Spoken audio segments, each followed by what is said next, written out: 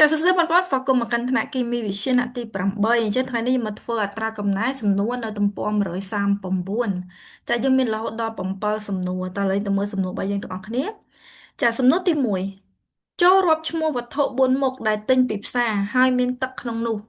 ម្ដងទៀតចូលរាប់ឈ្មោះវត្ថុ4មុខដែលទិញពីផ្សារហើយមានទឹកក្នុងនោះចាអញ្ចឹងចម្លើយរបស់យើងឈ្មោះវត្ថុ4មុខដែលទិញពីផ្សារហើយមានទឹកក្នុងនោះមានដូចជាទឹកផ្លែឈើទឹកដោះគោទឹកក្រូចទឹកត្រីចាំម្ដងទៀតឈ្មោះវត្ថុ4មុខដែលទិញពីផ្សារហើយមានទឹកក្នុងនោះមានដូចជាទឹកផ្លែឈើទឹកដោះគោទឹកក្រូចទឹកត្រីចាសំណួរទី2តើសារពាង្គកាយរបស់យើងបង្កឡើងដោយទឹកប៉ុន្មានភាគរយម្ដងទៀតតើសារពាង្គកាយរបស់យើងបង្កឡើងដោយទឹកប៉ុន្មានភាគរយចាអញ្ចឹងចម្លើយរបស់យើង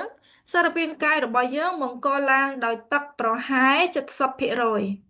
ម្ដងទៀតសារពាង្គកាយរបស់យើងបង្កឡើងដោយទឹកប្រហែល70%សំណួរទី3តើអ្នកសង្កេតឃើញដូចម្តេចចំពោះរុក្ខជាតិដែលយើងពុំបានស្រោចទឹករយៈពេលមួយសប្តាហ៍មកហើយព្រោះអ្វីម្ដងទៀតតើអ្នកសង្កេតឃើញដូចម្តេចចំពោះរុក្ខជាតិដែលយើងពុំបានស្រោចទឹករយៈពេលមួយសប្តាហ៍មកហើយព្រោះអ្វីចាអញ្ចឹងចម្លើយរបស់យើងរុក្ខជាតិដែលយើងពុំបានស្រោចទឹករយៈពេលមួយសប្តាហ៍យើងសង្កេតឃើញថារុក្ខជាតិនឹងស្វិតស្រពោនព្រោះมันមានទឹកគ្រប់គ្រាន់សម្រាប់ទ្រទ្រង់សរីរាង្គរបស់វាម្ដងទៀតរុក្ខជាតិដែលយើងពុំបានស្រោចទឹករយៈពេលមួយសប្តាហ៍យើងសង្កេតឃើញថារុក្ខជាតិនឹងស្វិតស្រពោនព្រោះมันមានទឹកគ្រប់គ្រាន់សម្រាប់ទ្រទ្រង់សរីរាង្គរបស់វាសំណួរទី4តើអ្នកចាសំណួរទី4រាប់ឈ្មោះសារធាតុពីរប្រភេទដែលរលាយក្នុងទឹកចាំម្ដងទៀតរាប់ឈ្មោះសារធាតុពីរប្រភេទដែលរលាយក្នុងទឹកចាអញ្ចឹងចម្លើយរបស់យើងសារធាតុពីរប្រភេទដែលរលាយក្នុងទឹកគឺអំបិលនិងស្ករម្ដងទៀតសារធាតុពីរប្រភេទដែលរលាយក្នុងទឹកគឺអំបិលនិងស្ករសំណួរទី5ដើម្បីសម្អាតទឹកគេត្រូវប្រើសមាសធាតុខ្លរកតើខ្លរមាននីតិជាអ្វីខបើយើងពុំបានដាក់សមាសធាតុខ្លរក្នុងទឹកទេតើមានអ្វីកើតឡើងចាអញ្ចឹងចម្លើយរបស់យើងខ្លរមាននីតិសម្លាប់បាក់តេរីនិងមេរោគខបើពុំបានដាក់សមាសធាតុខ្លរក្នុងទឹកទេមនុស្សនឹងទទួលរងនៅជំងឺដូចជារាគរូសជាដើមចា៎យើងចូលដល់សំណួរទី6សំណាងចូលសម្រាកនៅមន្ទីរពេទ្យដោយជំងឺរាគយ៉ាងខ្លាំង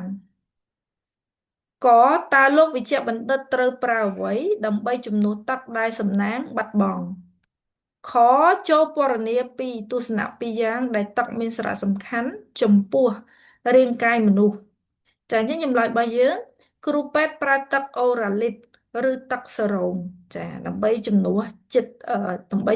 ទឹកដែលសំណាងបានបាត់បង់ប៉ុន្តែឥឡូវដូចអូរ៉ាលីតនេះដូចអត់មានតែអូរ៉ាសែលអញ្ចឹងណាចុះយើងអាចដាក់គ្រូពេទ្យប្រើទឹកអូរ៉ាសែលឬទឹកសេរ៉ូមចា